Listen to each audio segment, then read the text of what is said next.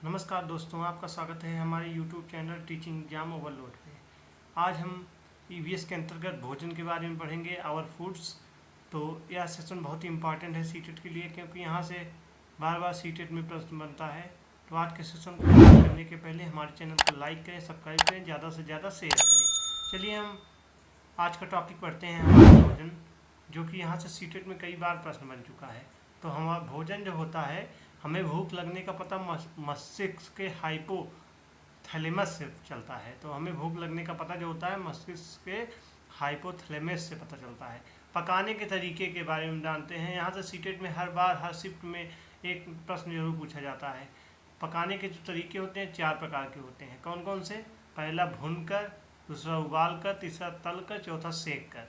तो भूनकर, उबालकर, तलकर और सेक कर, ये पकाने के तरीके हैं। तो यहाँ से सीटेट में बार बार प्रश्न बनता है कि पकाने के तरीके कितने प्रकार के होते हैं? 4 प्रकार के होते हैं, भूनकर, उबालकर, तलकर एवं सेक कर। चलिए, वहीं गोवा तथा कश्मीर में मछली को सरसों के तेल में। यहाँ से सीटेट में बार बार, पिछली बार भी यह प्रश्न बना था कि गोवा में मछली को कैसे खाते हैं। तो गोवा तथा कश्मीर में मछली को सरसों के तेल में तथा नारियल के तेल में तला जाता है। तो गोवा तथा कश्मीर में मछली को सरसों के तेल में तथा नारियल के तेल में तला जाता है। तो गोवा तथा कश्मीर में मछली को हम सरसों के तेल में तथा नारियल के तेल में तला जाता है। जैसा कि आप लोग देख रहे होंगे, इसमें पकाने के तरीके के बारे में बताया गया है। अब हम मिड डे मील के बारे में बात करते हैं। तो मिड डे मील जो है, यह 28 नवंबर 2001 को उच्चतम न्यायालय ने कक्षा 1 से 8 तक के बच्चों को मध्याह्न भोजन अधिकार दिया। उन्हें पक्का गर्म खाना मिलना चाहिए। तो 28 नवंबर 2001 को उच्चतम न्यायालय ने कक्षा 1 से 8 तक के बच्चों को मध्याह्न भोजन अधिकार दिया, जिन्हें पका हुआ गर्म खाना मिलना चाहिए।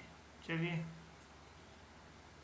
मिड डे मील स्कीम चलाई गई, जिसमें बच्चों को डेली स्कूल में पका हुआ खाना मिलता है। हम जीभ के बारे में देखते हैं।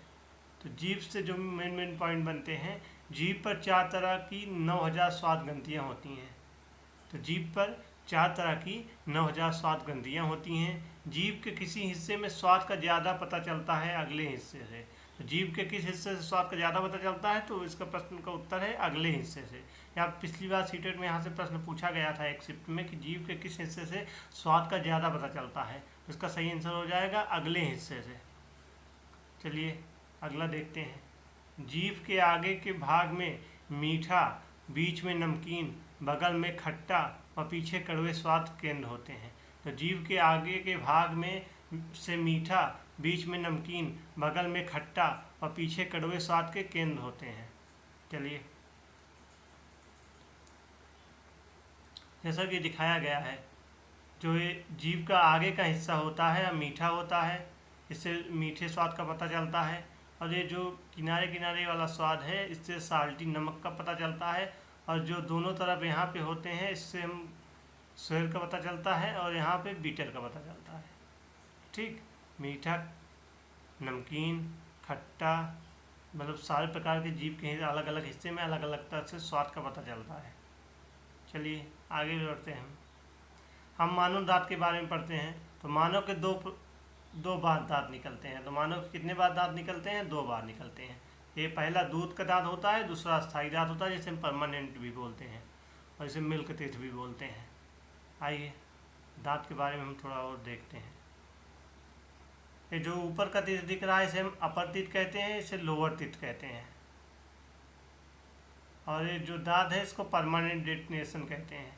और यहाँ पे जो ये वाला हिस्सा दिख रहा है दांत का, इसे हम क्राउन कहते हैं। और ये वाला हिस्सा है, इसको नेक कहते हैं। और ये रूट कैनाल है इसके दांत की। चलिए आगे बढ़ते हैं। दूध दांतों की संख्या 20 तथा स्थायी दांतों की संख्या 32 होती है। तो दूध दांतों की जो संख्या होती है वो 20 होती है, और स्थायी दांतों की संख्या जो होती है वो 32 होती है। दांत जो होते हैं एनिमल मानव शरीर का कठोरतम भाग है। तो दांत एनिमल मानव शरीर का कठोरतम भाग है, जो कैल्शियम फॉस्फेट का बना होता है। चलिए आगे बढ़ते हैं। मानव में दांत 4 तरह के होते हैं। तो मानव में दांत कितने तरह के होते हैं? 4 तरह के होते हैं। इंसियर, कैनिन्स, प्रीमोलर, मोलर। तो चबाकर खाने से लार से टाइलिन निकलकर स्टार्च को माल्टोज शुगर में कन्वर्ट करता है, जिससे भोजन मीठा लगने लगता है। तो चबाकर खाने से लार से टाइलिन जो होता है वह निकलकर स्टार्च को माल्टोज शुगर में बदल देता है, जिससे हमें भोजन जो होता है वह मीठा लगने लगता है। चलिए कहानी खिड़की वाले पेट के बारे में पढ़ते हैं। तो राजेश उत्साही द्वारा लिखित कविता से लेकर बनाई गई यह कविता अगस्त 1985 की है, चकमक पत्रिका में दी गई है। मार्टिन नामक सैनिक के पेट में गोली लगने से छेद होने पर डॉक्टर बोमोंट के पास ले जाया गया। मार्टिन नामक एक सैनिक थे। ये कहानी आप लोग मैंने जब इसकी थ्योरी पढ़ाई थी एनसीईआरटी का निचोड़ में, तो उसमें इसको मैंने बताया था, कहानी पढ़ी थी इसकी। तो मार्टिन जो थे उनको सैनिक में थे, इनको चोट लग जाती है, तो उनको डॉक्टर बोमोंट के पास ले जाया जाता है। डॉक्टर बोमोंट जब गोली निकाल देते हैं तो उसमें पेट में हल्का सा छेद रह जाता है। उस छेद से दूरबीन या सूक्ष्म से काफ़ी चीज़ों का पता लगाते हैं डॉक्टर बोमोंट। आइए उसको देखते हैं। तो पेट के अंदर का पाचन रस जो होता है अम्लीय होता है, और पेट के अंदर का जो तापमान होता है 30 डिग्री सेल्सियस होता है। तो पेट के अंदर का पाचन रस अम्लीय होता है, पेट के अंदर का तापमान 30 डिग्री सेल्सियस होता है। चलिए खाने की चीज़ों के बारे में हम देखते हैं। जो कच्चा दूध होता है उसे पचने में समय जो लगता है 2 घंटा 15 मिनट लगता है। वहीं गिलास के पाचक रस में 4 घंटे 45 मिनट लगता है। वहीं जो उबला दूध होता है, उबला दूध को पचने में लगा समय पेट में 2 घंटे लगते हैं। वहीं गिलास के पाचक रस में 4 घंटे 15 मिनट लगते हैं। और पूरी तरह उबला अंडा जो होता है उसे पेट में पचने में 3 घंटे 30 मिनट लगते हैं। वहीं गिलास में उसे 8 घंटे लगते हैं। कम उबला अंडा जो होता है उसे 3 घंटे लगते हैं। वहीं गिलास के पाचक रस में उसे 6 घंटे 30 मिनट लगते हैं। वहीं कच्चा अंडा जो होता है फेंटा हुआ, उसे पेट में 2 घंटे लगते हैं पचने में। वहीं गिलास में उसे 4 घंटे 15 मिनट लगते हैं। वहीं कच्चा अंडा जो होता है उसे 1 घंटे 30 मिनट लगते हैं और गिलास में 4 घंटे लगते हैं। हम घरेलू उपायों के बारे में देखते हैं।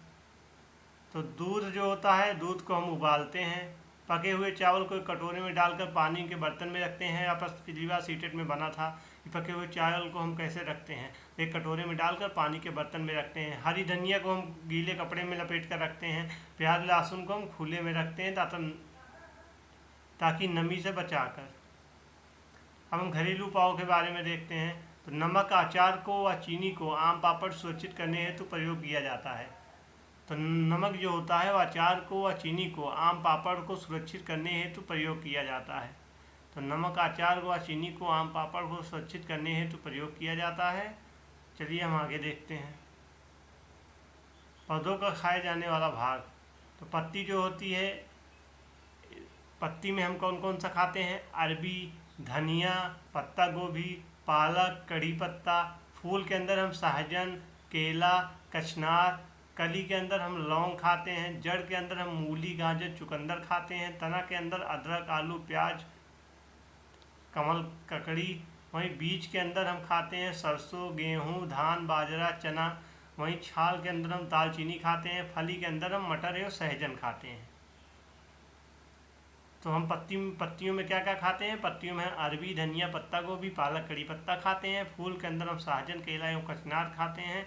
कली जो होती है लौंग खाते हैं। जड़ जो होती है मूली, गाजर, चुकंदर खाते हैं। तना जो होता है अदरक, आलू, प्याज, कमल, ककड़ी का होता है। बीज में सरसों, गेहूँ, धान, बाजरा, चना होते हैं। छाल दालचीनी की होती है। और फली जो होती है और मटर एवं सहजन की होती है। तो आज का सेशन यहीं तक था। आज के सेशन के अंतर्गत हमने भोजन के बारे में पढ़ा, जिसमें हमने भोजन में भोजन कैसे होते हैं। तो हमें भूख लगने का पता जब मस्तिष्क के हाइपोथैलेमस से चलता है। हमने पकाने के तरीके के बारे में पढ़ा। तो पकाने के तरीके 4 प्रकार के होते हैं: भूनकर, उबालकर, तलकर एवं सेक कर। गोवा तथा कश्मीर में मछली को सरसों के तेल तथा नारियल के तेल में खाते हैं। चलिए आगे देखते हैं। मिड डे मील में हमने पढ़ा कि 28 नवंबर 2001 को उच्चतम न्यायालय ने कक्षा 1 से 8 तक के बच्चों को मध्याह्न भोजन अधिकार दिया। उन्हें पका हुआ गर्म खाना मिलना चाहिए।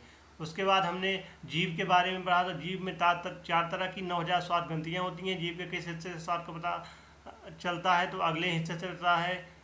वहीं जीभ के आगे के भाग से मीठा, बीच में नमकीन, बगल में खट्टा और पीछे कड़वे स्वाद का केंद्र होता है।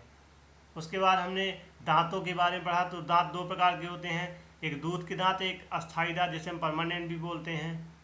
तो दूध दांतों की संख्या जो होती है 20 होती है, अस्थायी दांतों की संख्या 32 होती है। दंत एनिमल जो होता है मानव शरीर का कठोरतम भाग होता है जो कैल्शियम फास्फेट बना होता है। मानव में दांत 4 तरह के होते हैं, इंसियर, कैनिन, प्रीमोलर, मोलर। चबाकर खाने से लार जो होता है और टाइलिंग निकालकर स्टार्च को माल्टोज शुगर में बदल देता है, जिससे भोजन हमें मीठा लगने लगता है।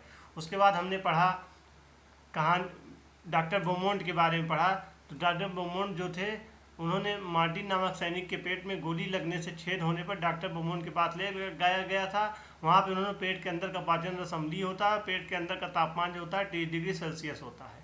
उसके बाद हमने खाने के तरीकों के बारे में पढ़ा कि कौन से खाने को पचने में कितना समय लगता है। मैं आशा करता हूँ यह सेशन आपको बहुत ही आसानी से समझ में आया होगा। आप कमेंट बॉक्स में ज़रूर बताइएगा कि यह सेशन आपको कैसा लगा। तो आज का सेशन हम यहीं समाप्त करते हैं। कल फिर मिलते हैं किसी नए सेशन के साथ। तब तक हमारे चैनल के साथ जुड़े रहिए, हमारे चैनल को लाइक एवं सब्सक्राइब करिए। अगर आप सीटेट की प्रॉपर तरीके से टॉपिक वाइज तैयारी करना चाहते हैं तो हमारे चैनल के साथ जुड़ जाइए। हमारे चैनल पर हर सब्जेक्ट की प्लेलिस्ट बना दी गई है एवं टॉपिक वाइज तैयारी कराई जा रही है। तो कल फिर मिलते हैं किसी नए सेशन के साथ। तब तक के लिए धन्यवाद।